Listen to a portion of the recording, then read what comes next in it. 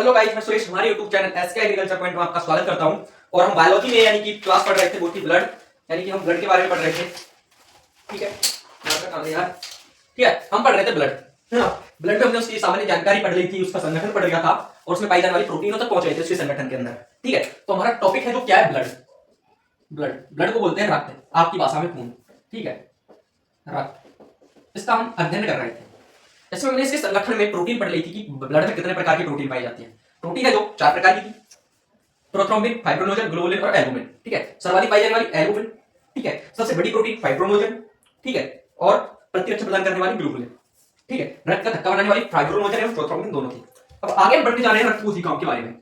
क्या? रक्त कोशिकाओं के बारे में, कोशिकाओं के बारे में। ठीक है, रक्त कोशिकाएं कितने प्रकार की होती है पहले बात करते हैं हम। आरबीसी, डब्ल्यूबीसी और प्लेटलेट्स। ठीक है, अब एक बात बोलता हूं, अगर आपको वीडियो पसंद आए तो लाइक कीजिए, चैनल को सब्सक्राइब कीजिए और वीडियो को ज्यादा से ज्यादा शेयर भी कीजिए, है ना। तो हम स्टार्ट करते हैं, हमारे टॉपिक की तरफ चलते हैं। आरबीसी यानी रक्त कोशिका कितने प्रकार की होती है? 3 प्रकार की। RBC, red blood cell, red blood cell. ठीक है, दूसरा होता है WBC, white blood cell, white blood cell. ठीक, तीसरा होता है प्लेटलेट्स, प्लेटलेट्स। ठीक, 3 प्रकार की कोशिकाएं होती हैं। इनको बोलते हैं लाल रक्त कणिकाएं, इनको बोलते हैं श्वेत रक्त कणिकाएं, इनको बोलते हैं डिम्बाणु। ठीक है, तो हम ये 3 प्रकार की कोशिकाओं के बारे में जानेंगे, कैसी होती है, किस प्रकार की होती है, क्या क्या इनमें पाया जाता है। तो ठीक है, पढ़ते हैं आगे। हम पढ़ेंगे आरबीसी। क्या पढ़ेंगे? आरबीसी के बारे में। ठीक है, तो हम टॉपिक की शुरुआत करते हैं आरबीसी से। आरबीसी को बोलते क्या है, ये आपको पता है कि आरबीसी है जिसको बोलते हैं हम रेड ब्लड सेल या लाल रक्त कणिकाएं, लाल रक्त कोशिकाएं। ठीक है, लाल रक्त कोशिकाएं या कणिकाएं, कुछ भी बोल सकते हैं। ठीक है, इसके बारे में हम पढ़ेंगे। तो ठीक है, कुल कोशिकाएं यानी कि हमारे शरीर में 3 प्रकार की कोशिकाएं पाई जाती है ना। उनमें सबसे ज्यादा पाई जाने वाली कोशिकाएं आरबीसी होती है। यानी रक्त में 3 प्रकार की कोशिकाएं पाई जाती है, उसमें से 95% भाग इनका होता है, 95%। यानी कि कुल कोशिकाओं का 95% आरबीसी होती है। ठीक है, कुल कोशिकाओं की 95% क्या होती है? आरबीसी। रक्त में पाई जाने वाली कुल कोशिकाएं हैं, उनमें से 95% आरबीसी होती है। ठीक, और इनकी संख्या है जो रक्त में कितनी होती है, तो इसकी बात करते हैं। तो इनकी संख्या की बात करते हैं तो आरबीसी की जो संख्या होती है रक्त के अंदर, शरीर के अंदर आरबीसी की संख्या होती है वो 5 से 5.5 मिलियन पर एमएम क्यूब। ठीक है, यानी कि 50 से 55 लाख, यानी मिलियन को हम बोल सकते हैं 50 से 55 लाख प्रति घन मीटर को ऐसे भी लिख सकते हैं मीटर क्यूब, या फिर ऐसे भी लिख सकते हैं इसको कि प्रति घन मीटर। ठीक है, प्रति घन मीटर कैसे लिया जाए, यही होगा। ठीक है, इसके बाद में यानी कि रक्त कोशिकाएं हैं, यानी कि जिनमें कुल रक्त कोशिकाओं की 95% है जो आरबीसी पाई जाती है। शरीर में संख्या कितनी होती है रक्त में? 5 से 5.5 मिलियन पर एमएम क्यूब, 50 से 55 लाख प्रति घन मीटर। ठीक है, अब एक इंपॉर्टेंट क्वेश्चन बनता है कि इसका जीवन काल कितना होता है। तो इसका आरबीसी का जीवन काल है वो होता है 120 दिन का। ठीक है, 120 दिन। यहां से जेड सीयूटी में बहुत इंपॉर्टेंट क्वेश्चन भी बन जाते हैं और बहुत सीधे सीधे भी बनते हैं। ठीक है, जीवन काल कितना होता है? 120 दिन का। आपसे पूछा जाए कि सीधा ही पूछ ले कि आरबीसी का जीवन काल कितना होता है, तो वो 120 दिन का होता है। ठीक है, इसके बाद में इसका दूसरा नाम भी है जो क्या है, यानी कि इसका दूसरा नाम आपने पढ़ा भी होगा, 10th में भी पढ़ा होगा, जिसके पास 12th और 11th बायोलॉजी होगी तो उसने भी पढ़ा होगा। ठीक है, तो इसका दूसरा नाम होता है जो होता है एरिथ्रोसाइट। ठीक, दूसरा नाम क्या होता है? Erythrocyte, erythrocyte. ठीक, आरबीसी का सेकंड नाम की बात की जाए तो क्या है? एरिथ्रोसाइट, है ना। यानी कि लाल रक्त कणिकाएं जो रक्त कणिकाओं की 95% पाई जाती है। 5 से 5.5 मिलियन पर घन मीटर में इनकी संख्या होती है। जीवन काल होता है 120 दिन का। दूसरा नाम है एरिथ्रोसाइट। ठीक है, इतना हम जान चुके हैं। इसके बाद में इसकी आकृति है कैसी होती है। ठीक है, तो इसकी आकृति के बारे में बात की जाए तो इसकी आकृति होती है वो उपयोग तल होती है। आकृति कैसी होती है? उपयोग तल, उपयोग तल। ठीक है, उपयोग तल, उपयोग तल इसकी आकृति होती है। इंग्लिश में क्या बोलते हैं इसको? बाइकोनिकर, है ना, बाइकोनिकर। ठीक है, यानी कि इनकी आकृति होती है जो उपयोग तल होती है। यानी कि आरबीसी के बारे में जितने यानी कि नॉर्मल क्वेश्चन बनते हैं वो ये है। ठीक है, तो 95% कोशिकाओं की होती है, 5 से 5.5 मिलियन है वो पर घन मीटर में पाई जाती है, 50 से 55 लाख, यानी कि जीवन काल होता है 120 दिन का। दूसरा नाम है एरिथ्रोसाइट, आकृति होती है उपयोग तल। ये तो थी इसके बारे में सामान्य जानकारी जो हमने इंपॉर्टेंट भी है, ये वो भी एग्जाम की दृष्टि से, तो इसको उतारो। फिर आगे चलते हैं इसके बारे में, इसका कार्य पढ़ेंगे, क्या है इसकी और विशेषताएं वो भी पढ़ेंगे। ठीक, एक इंपॉर्टेंट पॉइंट है कि भाई एंटीजन है वो क्या होते हैं? प्रतिरक्षी। ठीक है, एंटीजन एंटीजन है जो कहां पर पाए जाते हैं, अगर बात की जाए आपसे एंटीजन कहां पर पाए जाते हैं, तो एंटीजन एंटीजन है जो आरबीसी की सतह पर ही पाए जाते हैं। आपसे पूछा जाए कि निम्न में से किस कोशिका की सतह पर एंटीजन पाए जाते हैं, आरबीसी, डब्ल्यूबीसी, प्लेटलेट्स और इनमें से कोई सी नहीं, तो आरबीसी की सतह पर ही पाए जाते हैं। आपसे पूछा जा सकता है एंटीजन कहां पे पाए जाते हैं, आरबीसी की सतह पर, ठीक है, पाए जाते हैं।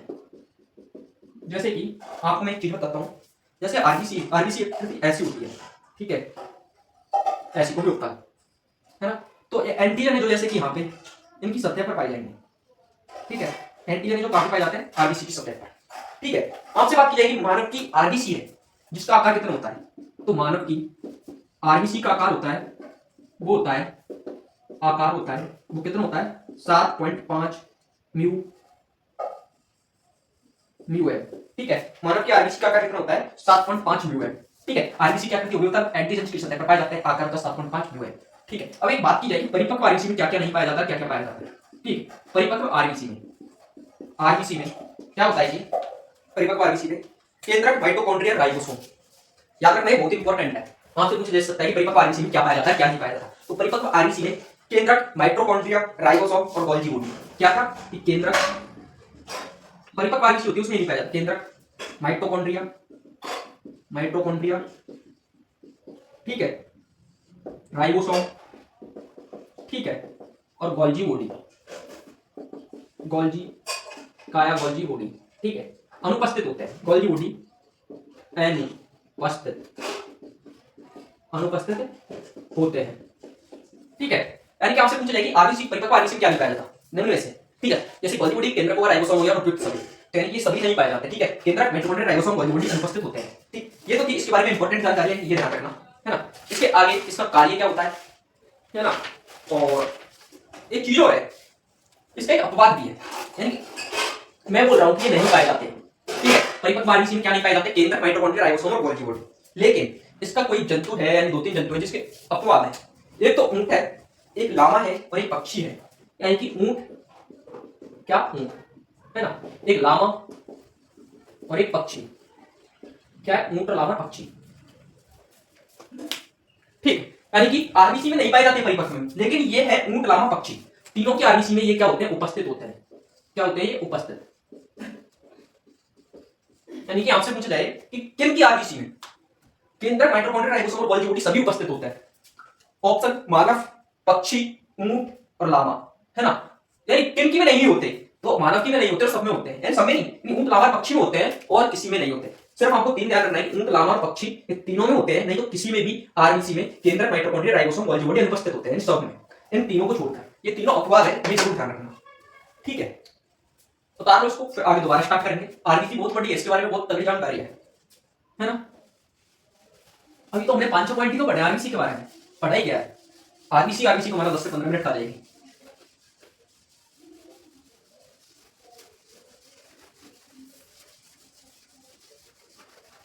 ठीक है, इसके बाद देखते हैं कि आरबीसी है, ठीक है, कि इसका निर्माण किसमें होता है।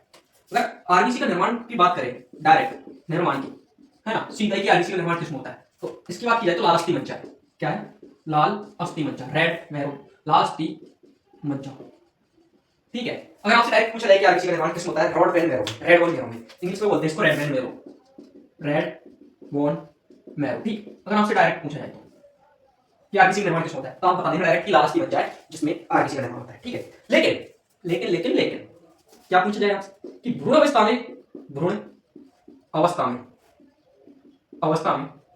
आरबीसी का निर्माण कहां पर होता है, आरबीसी का निर्माण है वो कहां पर होता है। अगर आपसे पूछा जाए कि आरबीसी का निर्माण कहां पर होता है, तब तो आप लाल अस्थि मज्जा बताओगे, लेकिन भ्रूण अवस्था में कहां पर होता है, अगर आपसे पूछा जाए कि भ्रूण अवस्था में कहां पर होता है, तो आप लाल अस्थि मज्जा नहीं बताना, क्योंकि उस टाइप पे ये गलत होगा। तो जब होता है पीतक कोष में, कहां पर, पीतक कोष, ठीक है।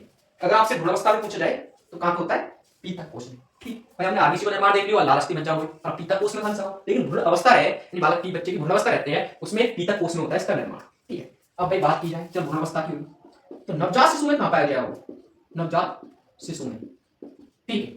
आरबीसी का निर्माण कहां पर होगा, ठीक है। तो नवजात शिशु की बात की जाए तो नवजात शिशु में आरबीसी का निर्माण 3 जगह तो होता है, ठीक। नवजात शिशु में आरबीसी का निर्माण कहां पर होता है, यकृत, प्लिया और थायमस में, कहां पर, यकृत, प्लिया और थायमस, ठीक। अब आप तो भाई आरबीसी का निर्माण नहीं चक्कर में चक्कर आ जाएंगे, क्योंकि भाई चक्कर तो बोला यार एग्रीकल्चर वाला सॉलिड बॉडी रहे है ना। तो आरबीसी का निर्माण कहाँ हुआ? लाल अस्थि मज्जा में डायरेक्ट पूछा जाए तो, अगर भ्रूणावस्था में पूछा जाए तो पीतक कोष में, और अगर नवजात शिशु के में पूछा जाए तो यकृत पीली और थायरस में। ठीक है, अब वाली तो भाई एक और चीज रही, हमने छोटा बच्चा की बात कर ली, भ्रूणावस्था की बात कर ली, डायरेक्ट भी बात कर ली, लेकिन अब हम बड़ा ही कच कच कच बड़ा होता जाएगा तो आरबीसी का निर्माण कहाँ होगा? तो नेक्स्ट चीज है कि व्यस्त अवस्था में आरबीसी का निर्माण कहाँ होगा? व्यस्त अवस्था में। ये चारों स्टेजों को याद कर लेना। व्यस्त अवस्था में आरबीसी का निर्माण कहाँ पर होता है? ठीक है, आरबीसी का निर्माण कहाँ पर होता है? यानी कि नवजात शिशु में हुए यकृत पीली और थाइमस, भ्रूणावस्था में हुए पीतक कोष, तो व्यस्त में हम बता दो यार, तो व्यस्त अवस्था में भी कहाँ पे हो गए भाई? आरबीसी का निर्माण डायरेक्ट पूछ जाए तो लाल अस्थि मज्जा, वो डायरेक्ट पूछ जाए तो कब भाई? बच्चों की बात कर ली, भ्रूण की बात कर ली, तो बड़ हो जाओ तो भाई भी तो वही लाल अस्थि मज्जा ही, लाल अस्थि मज्जा। कई कोई मेन कोड याद करवा पाने की लाल अस्थि मज्जा तो व्यस्त अवस्था के आधार पर ही है। ठीक है, यानी कि व्यस्त अवस्था में भी लाल अस्थि मज्जा भी आरबीसी का निर्माण होगा। ठीक है, अब तो अपने भाई बात कर ली आरबीसी का निर्माण की। ठीक, लाल अस्थि मज्जा, पीतक कोष, नवजात शिशु और दोबारा लाल अस्थि मज्जा है भाई। और ये चार चीज हमारे पास, तो सबसे पहले आरबीसी का निर्माण कहां पे होगा? यानी सर्वप्रथम शरीर में आरबीसी का निर्माण कहां पे होगा? दिमाग लगा के जल्दी जल्दी बताओ, तब तक मैं टाइमर सही बदलूं, है ना? तो दिमाग में यार जल्दी जल्दी बताओ कि सोचा कि आरबीसी का निर्माण कहां पे होता है? सर्वप्रथम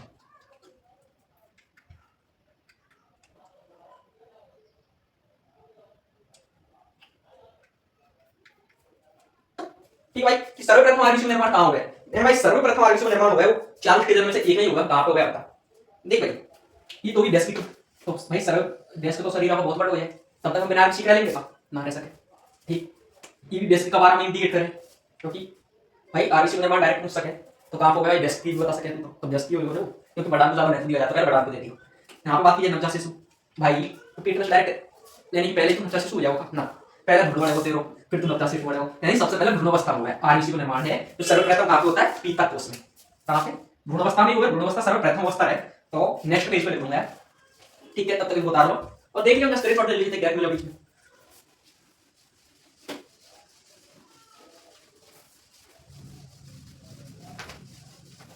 तो सर्वप्रथम आरबीसी का निर्माण कहां पे होता है? सर्वप्रथम आरबीसी का निर्माण कहां पे होता है? आरबीसी का निर्माण, ठीक है, का निर्माण। ठीक भाई, सर्वप्रथम का हुआ भ्रूण, यानी कि भ्रूणावस्था में कहां पे होगा आरबीसी का निर्माण? पीतक कोष में। कहां? पीतक कोष। ठीक है, पीसक नहीं भाई, पीतक, सॉरी, पीतक कोष में। कहां पे? पीतक कोष में। सर्वप्रथम आरबीसी का निर्माण कहां पे होगा? पीतक कोष में। भाई आरबीसी बहुत बड़ा होगा, तो जल्दी जल्दी पढ़ो, स्टार्ट करते हैं। ठीक है भाई, अब हमने निर्माण देख लिया। ये सबसे इंपॉर्टेंट है, अगर आपसे पूछ लिया कि सर्वप्रथम आरबीसी का निर्माण कहां होगा, ठीक, ये जरूर याद कर लीजिए, नहीं पता है। ठीक है, पीतक कोष में होगा, क्वेश्चन पढ़ सके, है ना? इसके बाद बात की जाए कि भाई आरबीसी को कार्य का होगा।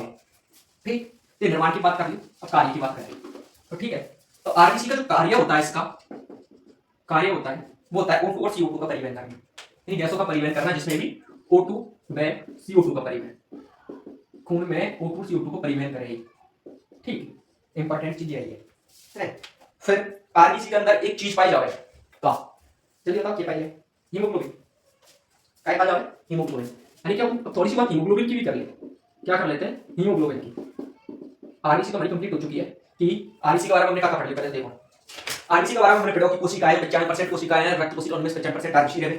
इनकी संख्या है यानी कि 5 से 5.5 मिलियन पर mm³ या फिर 50 से 55 लाख प्रति घन। जीवन काल है 120 दिन। आकृति है अभियुक्तल। ठीक है, एंटीजन कहां पाया जाए? आरबीसी की सतह पे। ठीक है, दूसरा नाम का एरिथ्रोसाइट, इंपॉर्टेंट क्वेश्चन। परिपक्व आरबीसी का कहां पाया जाए? केंद्रक, माइटोकॉन्ड्रिया, गोल्गी राइबोसोम। लेकिन अपवाद कौन सा है? ऊंट, लामा और पक्षी, जिनकी में आरबीसी पाया जाए। ठीक है, इसके बाद बात की जाए मनुष्य की आरबीसी का आकार 7.5 मिमी।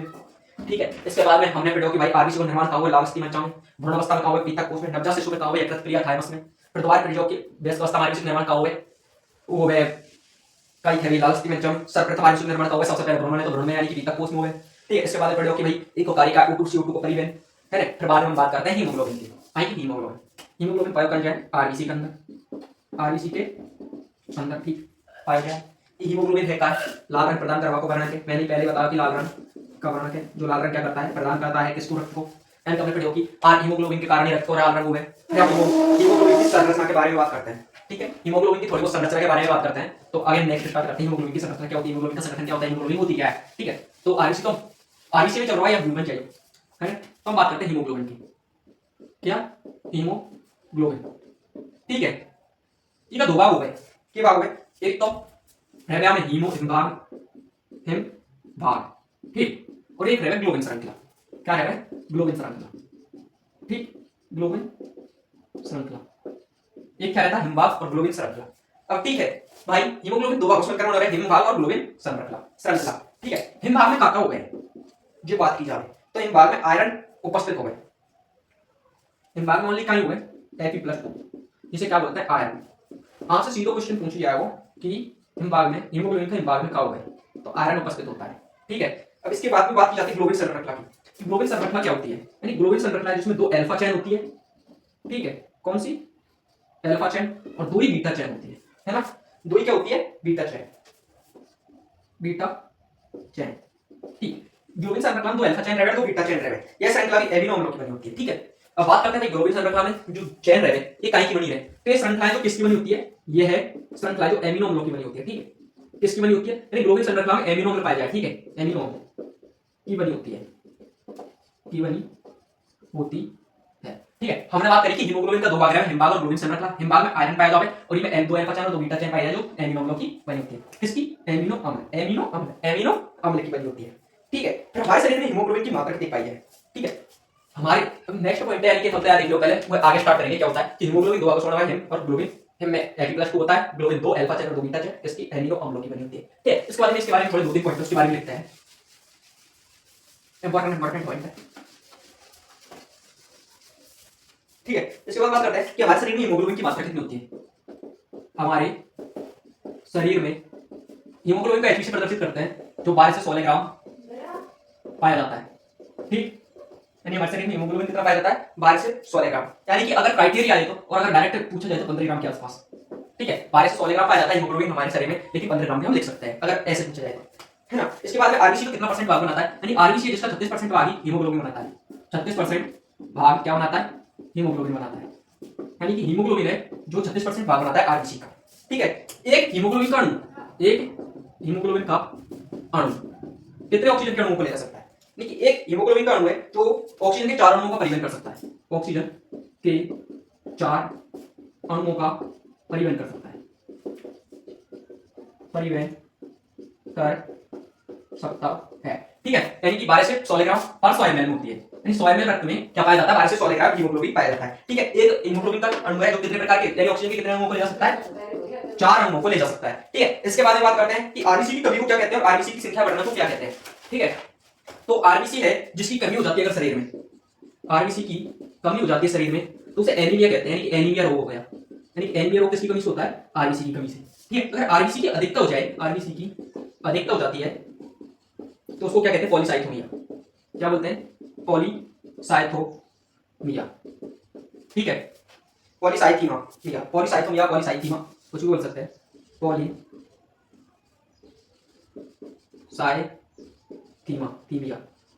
ठीक है, हमने क्या क्या पढ़ा था, हमने आज हमारी आरबीसी कंप्लीट कर लिया। तो आरबीसी में पढ़ लिया था, यानी कि आरबीसी क्या करती है, उपयोगतल आरबीसी है जो एंटीजन पाए जाते हैं आरबीसी की सतह पर। ठीक है, आरबीसी का आकार उपयोगतल होता है, ये पढ़ लिया था। कोशिकाओं के यानी कि रक्त कोशिकाओं में 95% भाग यही होता है, 99%। सॉरी, एक क्वेश्चन आपको मैंने गलत बताया था कि आरबीसी का कितना परसेंट भाग होता है। ठीक है, तो ये उतारो फिर उसको लिखते हैं।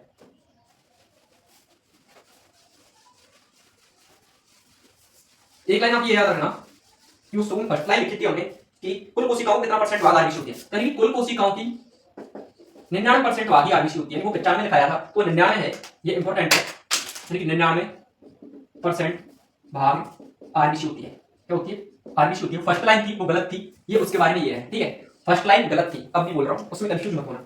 ठीक है, इसके बाद में हमने पढ़ लिया था संख्या क्या होती है, 5 से 5.5 मिलियन पर एमएल क्यूब है। ठीक है, इसके बाद जीवन काल 120 दिन का होता है, एंटीजन आरबीसी सतह पर पाए जाते हैं, परिपक्व आरबीसी में केंद्रक राइबोसोम गोल्गी बॉडी और क्या कहते हैं माइटोकॉन्ड्रिया अनुपस्थित होता है। आरबीसी का आकार 7.5 म्यू होता है। ठीक है, इसके बाद में हमने पढ़ा था कि कार्य क्या होता है, उपवेशी को परिवहन करना। अपवाद क्या है, जिसमें केंद्र पाया जाता है, माइटोकॉन्ड्रिया पाया जाता है, राइबोसोम पाया जाता है और आदि चीज पाई जाती है, वो अपवाद मूत्रांतर पक्षी में पाया जाता है। आरबीसी निर्माण यकृत को लालस्थी मज्जा होता है। अगर भ्रूणावस्था की बात की जाए तो पीतक कोष में होता है, अगर वयस्क अवस्था की बात की जाए तो लालस्थी मज्जा में होता है और शिशु नवजात शिशु बात की जाए तो होता है यकृत क्लिया और थाइमस में होता है। ठीक है, इसके बाद में पढ़ा था हमने आरबीसी का सर्वप्रथम निर्माण कहाँ पे होता है, पीतक कोष में होता है। फिर हमने बात की थी हीमोग्लोबिन की, यानी हीमोग्लोबिन क्या है, एक लाल रंग का वर्ण है जो लाल रंग प्रदान करता है, किसमें पाया जाता है, आरबीसी के अंदर पाया जाता है। आरबीसी कितना परसेंट भाग है, जो हीमोग्लोबिन का 36% भाग बनाता है। हीमोग्लोबिन का एक अणु ऑक्सीजन के कितने अणुओं को ले जा सकता है, इंपॉर्टेंट चीज है, 4 अणुओं को ले जा सकता है। हमारे शरीर में हीमोग्लोबिन की मात्रा कितनी पाई जाती है, 12 से 16 ग्राम प्रति 100 ml रक्त में पाई जाती है। ठीक है, हीमोग्लोबिन दो भागों से मिलकर बनता है, हिमभाग और एक ग्लोबिन श्रृंखला। हिमभाग में क्या पाया जाता है, आयरन, और ग्लोबिन श्रृंखला में दो चेन पाई जाती है, दो अल्फा चेन और दो बीटा चेन, यानी दो चेन मिलकर 4 हो जाती है, यानी कि 4 हो जाते हैं दोनों चैनल के। तो चारों अणु, यानी कि एक दो अल्फा चेन है जो दो ऑक्सीजन के अणु को ले जाएगी, दो बीटा चेन है जो दो ऑक्सीजन के अणु को ले जाएगी, ऐसे 4 अणु को ले जाती है। ठीक है, इसके बाद में आरबीसी की कमी को क्या कहते हैं, एनीमिया। आरबीसी की अधिकता को क्या कहते हैं, पॉलीसाइथेमिया। आज हमारा आरबीसी कंप्लीट हो चुका है, तो नेक्स्ट क्लास में हम डब्ल्यूबीसी के बारे में पढ़ेंगे। तब तक के लिए धन्यवाद। वीडियो पसंद आई हो तो वीडियो को लाइक कीजिए और चैनल को सब्सक्राइब कीजिए।